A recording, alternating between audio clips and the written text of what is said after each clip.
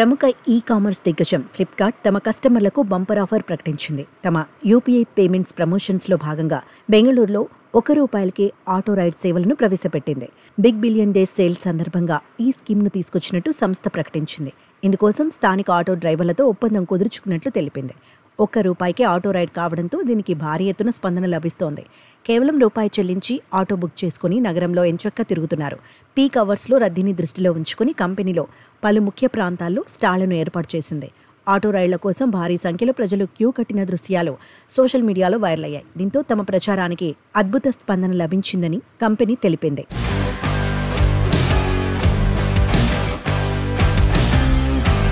రద్దీ సమయాల్లో సులభతరం ప్రయాణం కోసం అలాగే క్యాష్లెస్ సేవలను ప్రమోట్ చేసేందుకు ఈ విధానాన్ని తీసుకొచ్చామని తెలిపింది.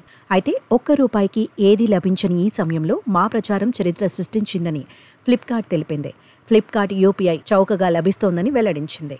మరోవైపు ఫ్లిప్కార్ట్ ఆఫర్పై సామాజిక మాధ్యమాల్లో మీమ్స్ కూడా వెల్లువెత్తాయి. ఇక బెంగళూరు ప్రజలు ఆటో రైళ్ల తిరస్కరణ గురించి ఆందోళన చెందాల్సిన అవసరం లేదని నెటిజన్లు కామెంట్లు చేస్తున్నారు.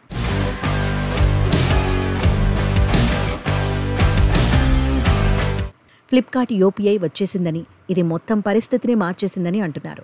అయితే ఈ ఆఫర్ కేవలం బెంగళూరు నగరానికే పరిమితం కావడంతో ఇతర ప్రాంతాల వాసులు ఫ్లిప్కార్ట్కు అభ్యర్థనలు పంపుతున్నారు. ఇలాంటి ఆఫర్లే తమ నగరాల్లో కూడా ప్రవేశపెట్టాలని కోరుతున్నారు. ఈ సేవలు పొందకుండా ఉండటానికి తామేం తప్పు చేశామని ప్రశ్నిస్తున్నారు. తమకు కూడా వెంటనే ఇలాంటి ఆఫర్లు తీసుకురావాలని బెంగళూరేతర వాసులు ఫ్లిప్కార్ట్ను అభ్యర్థిస్తున్నారు.